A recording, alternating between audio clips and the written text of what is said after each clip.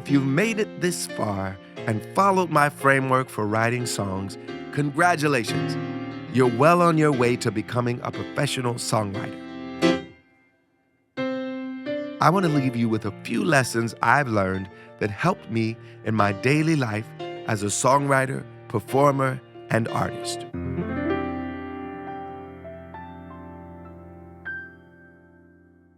I think of songwriting as a job. I like to put some structure around it. I like to schedule my songwriting time. I have a family, so I wake up in the morning around the same time my kids do. I take them to school around 8:30 every morning, and then maybe I'll take a few calls after the kids go to school. I'll have some breakfast. I'll warm up my voice, usually on the way to the studio or right when I get to the studio, and that'll be around noon.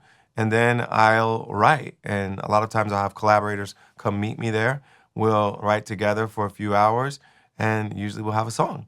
And I record it around maybe 4 or 5 o'clock, and then I try to get home in time for my kids' dinner, which is around 6:30, 7 o'clock. Now, I write songs really quickly, probably quicker than most people. I usually will start a song maybe at like 1 p.m. and go home with a finished demo in time for dinner with my kids at 6:30. So that may not be normal, and don't expect yourself to do that, especially if you're early in your songwriting process. It might take longer for you to do it, but you could still follow the same process.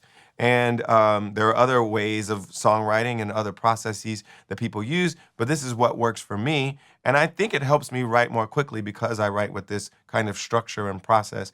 And you might take longer to do that in the beginning, but this actually may help you write more quickly in the future. But the goal is not, I want to do this quickly. It's to produce something beautiful, produce something great. And if you need to take your time to do that, take your time.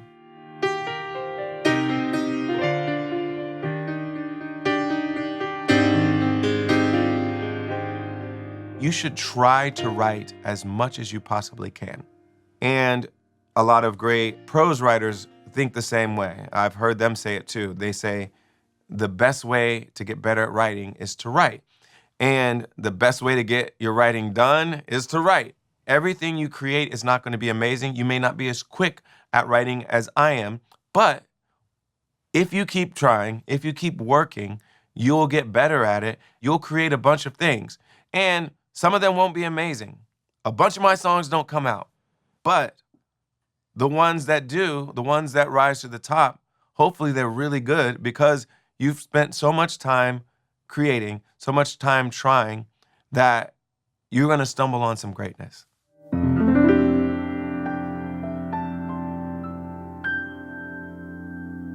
I almost always finish every song I start writing. Occasionally, I'll just kind of hum something in my phone that I won't finish. And my phone has so many voice notes in it. I started free with a voice note. I started a lot of songs with voice notes. So I'll hum something in my phone that I may not finish. But once I set about writing it in earnest, which means me going to the studio, me sitting down at the piano to work on it, I almost always finish it. I may not use it, though.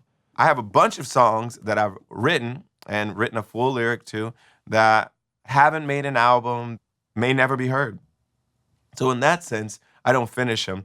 I don't finish them as full records. I don't finish them as recordings that we put out in the world. And so there are plenty of songs like that, but I almost always finish a version of the song. I almost never don't finish the song unless it's just something I've sang into my phone. I don't like to let things linger. I like to finish things, even if they're not the final version of the song. I like to leave the session knowing I accomplished the thing that I wanted to do, which is I wrote a song today. And it's kind of an amazing feeling because you start the day with nothing and you end the day with a brand new thing that could change your life, that could, be heard by billions of people around the world. It's kind of an amazing thing to be able to do. And I want to accomplish that every time I start a song. So when I start writing a song, I usually finish it that day.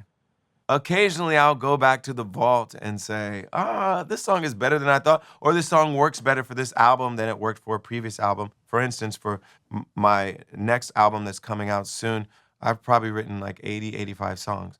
Not just by myself, but I've co-written most of them. And we've recorded a demo version of all those songs.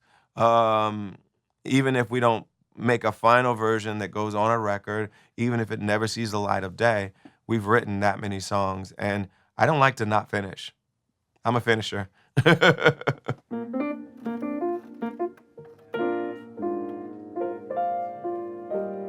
I try to be consistent no matter where I am. I go through the same warm-up ritual. When I'm touring, I don't talk a lot during the day, so I would not be doing a master class in the middle of my tour. When I'm touring, I also drink a lot of water, I drink a lot of tea. I don't ingest a lot of things that are very acidic. I don't do a lot of alcohol drinking on the tour. I don't eat a lot of spicy food because I have acid reflux, and a lot of people have acid reflux, but singers notice it because it affects their voice. And of course, I warm up and cool down before and after each show. I also like to eat before I go out on stage. I like to have some warm food in my belly. It makes me feel a little more like grounded. It also makes my voice feel a little better. I don't feel as dry. So I always request the same meal. It's my ritual. I have roasted chicken and some vegetables sauteed in garlic for every meal right before my tour dates. So I guess that's my one superstitious ritual that I stick to.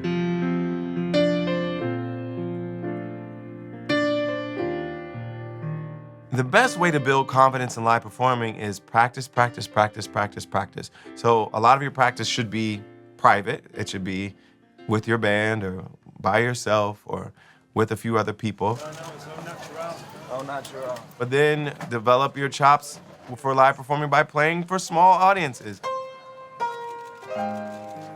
Playing for open mic nights, playing for lower stakes live events that aren't as high pressure. So it kind of warms you up into the moments when it starts to feel like it really is high pressure. We rise and we fall and we feel like just walking away. And the more you practice, the more natural you will become as a performer, and the less you'll have to think about it, the less your nerves will affect you. I give you all of me. You'll still possibly be nervous. I'm not gonna guarantee you won't feel nervous, but your practice, your preparation is going to be the thing that helps you power through the nervousness.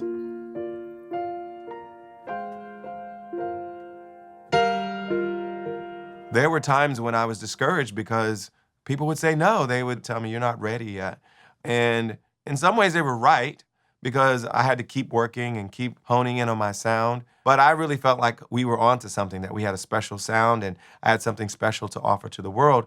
And I was ready. And some of the labels weren't ready for me, partly because they didn't know exactly what box to put me in. I'm kind of a little different from everybody. There were a lot of neo soul artists that were doing well, but I was a little different from them too. Alicia Keys was a godsend because then they could see a direct analog for the kind of artist I could be. And they started saying, yeah, you're kind of like a male Alicia Keys. And then Kanye was a godsend because they could see as a producer what he could add to my music to make it edgier, to make it more hip hop influenced. I think the combination of people like Alicia Keys showing that this kind of music could work, and then Kanye having such success with his project, it made it more clear to the record labels, okay, we can make something like this work. We can make something like John Legend work. Sometimes you can get discouraged by all the no's that you're hearing. Sometimes you can think, well, maybe I just need to fit in better. Maybe I just need to be like these other artists that are already doing well. And sometimes that can work, but a lot of times the thing that's going to make you succeed is the fact that you're not like everybody else. And when you come with something a little different, something fresh, something that feels new to people, sometimes that's the thing that's going to make you succeed. And if you think about all the artists that have really broken through, the artists that have really made an impact, not just also rans that had a little bit of success and kind of were following a trend, but people that really broke through and lasted, a lot of times it's because they were different, because they were doing things that the labels told them, I don't know if this is going to work. it's hard to stand out from all of the rest of the noise.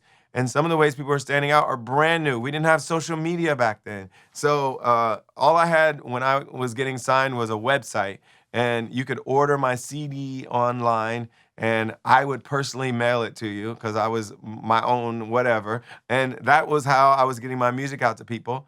But now you can put something on TikTok, you can put something on all these other social media outlets, and songs can catch on. And it allows artists to be creative and self driven and entrepreneurial as they're promoting themselves, and they can establish their ability to succeed out there before they even get any support from a record label or any support from anybody with a lot of money that can help market and promote them. So it's quite an interesting time. I think it can be tough and confusing and hard to break through the noise, but it's also exciting because there's so much opportunity out there.